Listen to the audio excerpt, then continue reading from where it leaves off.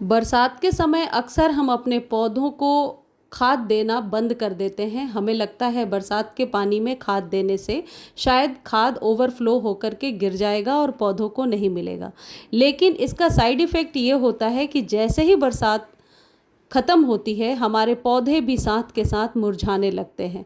मैंने खुद ये अनुभव किया है कि कई बार कलियां छोटी छोटी बनने लगती हैं। ऐसा लगता है जैसे आपके पौधे में न्यूट्रिशन की कमी हो, और ऐसा इसलिए होता है क्योंकि बरसात के पानी में हमारे सारे पोषक तत्व भी बह जाते हैं। क्योंकि जैसा 2-3 दिनों से अभी बरसात में देख रही हूँ, गमले में पहले पानी भर जाता है, फिर पानी ओवरफ्लो होता है। ऐसे में तो ज़्यादा खाद पानी की ज़रूरत पड़ती है। यदि आपके यहाँ लगातार बारिश के बाद अभी बारिश रुक चुकी है तो आप ये ड्राई फर्टिलाइज़र जो मैं आपको बता रही हूँ ये आप गमले में डाल दीजिए।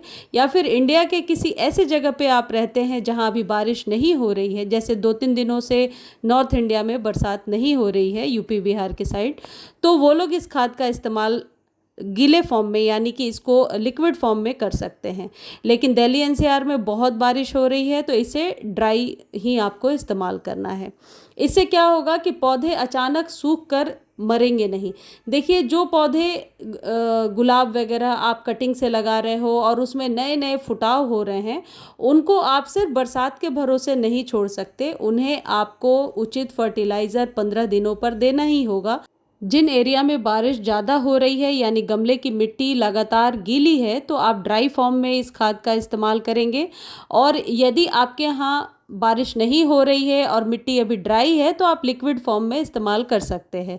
और ये आपको अपने सभी फ्लावरिंग प्लांट पर इस्तेमाल करना है।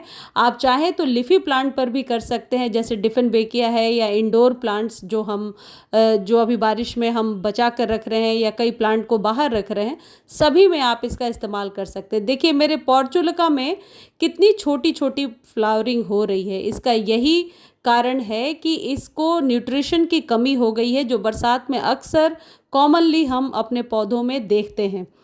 अब आपको करना क्या है, यदि मिट्टी ड्राई है तो पौधे की पहले आप गुड़ाई कर दीजिए, जो बहुत ही ज़रूरी है। ड्रेनेज चेक कर लीजिए ताकि पानी भरा हुआ ना हो। और ये आप अपने सभी फ्लावरिंग प्लांट पर दे सकते हैं, चाहे रजनीगंधा हो या गंधराज हो। कई ऐसे पौधे हैं जो अब फ्लावरिंग करेंगे आने वाले समय में, जैसे हर श्रृंगार है, जैसे रात रानी है या फिर गंधराज है। तो इन पौधों को आपको तैयार करना होगा अभी इसी बरसात के सीज़न में। कई लोगों की कंप्लेन है कि तुलसी बरसात में भी सूख जाती हैं, हालांकि ऐसा होता नहीं है। बरसात में तो तुलसी जी और ज़्यादा हरी भरी हो जाती हैं। लेकिन ये जो खाद है ये आप तुलसी जी को भी दे सकते हैं। हर वो पौधा, चाहे वो गुड़हल है, गुलाब है, जिसमें फ्लावरिंग हो रही है या नहीं हो रही है, सबके लिए ये इम्पॉर्टेंट खाद है। इसके लिए जो ज़रूरी फर्टिलाइज़र है, जो आपको यदि आप यूज़ करते हैं तो ठीक है, अदरवाइज़ नर्सरी पर बहुत आसानी से मिल जाएगा। आपको लेना है जाइम। जाइम एक वैज्ञानिक रूप से परीक्षण किया हुआ जैव ऑर्गेनिक पोषण है, जो पौधों को विकास करने में और जड़ों को फैलाने में बहुत ज़्यादा मदद करता है। और सभी फसलों की अच्छी उपज के लिए, अच्छी बढ़वार के लिए हम इसका इस्तेमाल करते हैं, और कृषि भी यानी हमारे किसान भाई भी इसका इस्तेमाल करते हैं। अब ये बरसात में क्यों आपको इस्तेमाल करना है, क्योंकि नॉन टॉक्सिक है और ये बरसात में पीएच को नहीं बढ़ाएगा, मिट्टी के पीएच को नहीं बढ़ाएगा। जैसा कि बरसात के पानी में एसिडिक ऐसे कंपोनेंट होते हैं जिससे कि मिट्टी का पीएच बढ़ जाता है, तो ये पीएच लेवल को मेंटेन रखेगा। दूसरी जो चीज़ है ये है डीएपी। डीएपी एक ज़रूरी खाद होता है और मैं खुद इस खाद का इस्तेमाल हर एक 15 दिनों पर अपने पौधों पर करती हूँ। यदि प्लांट न्यू है तो 2 दाने आप डीएपी के डालेंगे, और यदि बहुत पुराना प्लांट है तो आप 5 से 6 दाने डीएपी के डालिए। यदि लिक्विड फॉर्म में आप बना रहे हैं तो इसी क्वांटिटी को कैलकुलेट कर लीजिए और 2 लीटर पानी में भिगो लीजिए। हालांकि ये जल्दी सॉल्युबल नहीं है, जल्दी घुलता नहीं है, और फिर इसके पानी को आप अपने पौधों पर इस्तेमाल करें। बरसात के लिए आप समझ लीजिए ये मॉनसून स्पेशल है। जाइम और डीएपी का इस्तेमाल ज़रूर करना है।